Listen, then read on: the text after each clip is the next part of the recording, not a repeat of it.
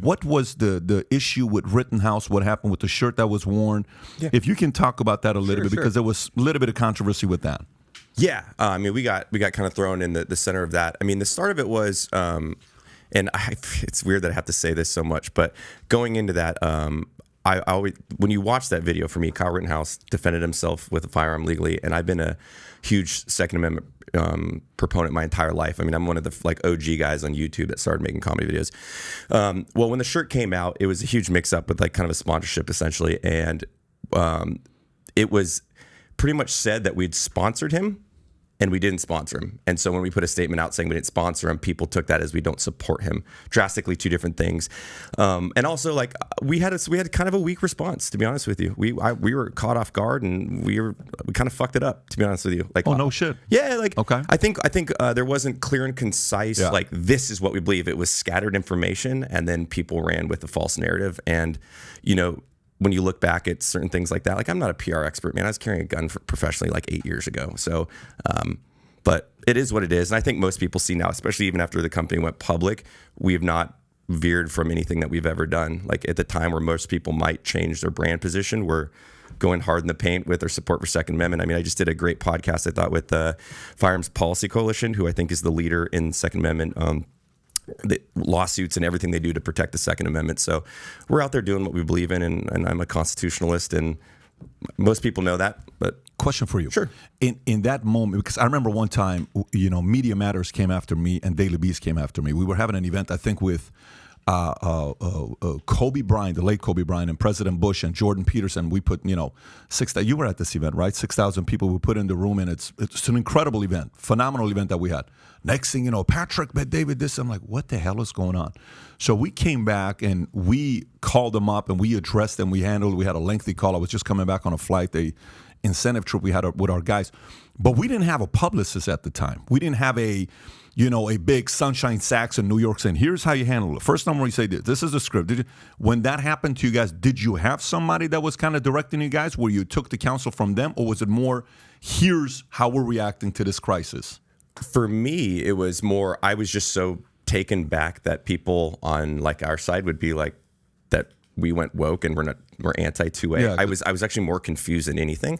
And a part of that too is I didn't really realize the importance of that situation for the Second Amendment, whereas if he would have been found guilty, what that would have done for case law. Didn't know that until probably a couple months when I sat down with a lawyer and a friend. He was like, this is why this specific instance matters so much. So I went, oh, I got it. But then also, right, I look at it in the sense of, I'm a veteran-owned and operated coffee company that puts veterans first, and I am a huge gun guy personally.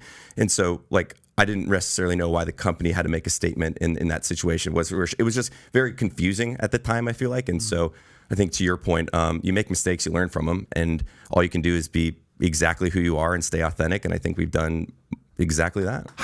Just to finish this up, I want to move on from this topic. But if you, the next time around something like this happen, what's going to be the different approach? Is there a new system? Because we created a system for ourselves. Because if you don't know how to deal with the media, they're going to bully you. And they're not going to stop because they'll keep picking at you. What is the new approach that you guys are planning on taking if something like this happens? Well, in our initial statement, we said we believe in the judicial system pretty much. It was verbatim that. I don't want to say verbatim because I don't want to speak out of turn, but it was it was implied that we were fully supporting Kyle and we believe he was going to be found innocent. Mm-hmm.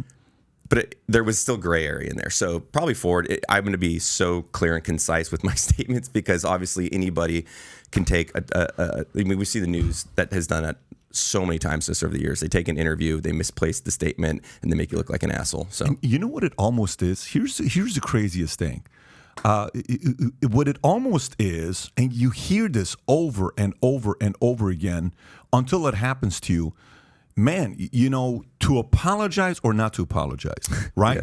To bow down or to say, listen, this is what we stand for. The guy has the freedom to wear that shirt. This is what he supports. Did we ask him to wear that shirt? The guy chose to wear that shirt. How come you don't call people the next time there's a shooting and the guy's wearing Nike? How come Nike doesn't get called out for that? How come, Puma, how come whoever it is, I don't know who wears Puma, but how come these other guys don't get called out for that? But this specific area, it's because of, hey, this is what you stand for. You're conservative. Boom. Let's go after this. So, it's almost, if you're conservative, it backfires if you try to play the diplomatic game. They will keep bullying you over and over again. Yeah, plus there's no doubt where you guys stand, and you're very articulate, so you don't really make mistakes if a microphone goes in front of you, so I think you have that as an advantage. I think people are getting tired of the apologies. I think a few people are we're just exhausted from it. Don't you think a few people are just going, like, you watch some of these commentators right now and comedians, and you see what happened to Dave Chappelle in Minneapolis. I'm not sure if you guys talked about that, where his show got canceled last week at First Avenue, but I think people are just exhausted of apologizing and hearing apologies all the time. Like, who has the time to be offended by everything? Like, if I said something that offended a lot of people, I honestly wouldn't care. I mean, like, why would I want to go out of my way to apologize to somebody in Topeka that I've never met before? So if you like this clip and you want to watch another one, click right here. And if you want to watch the entire podcast, click right here.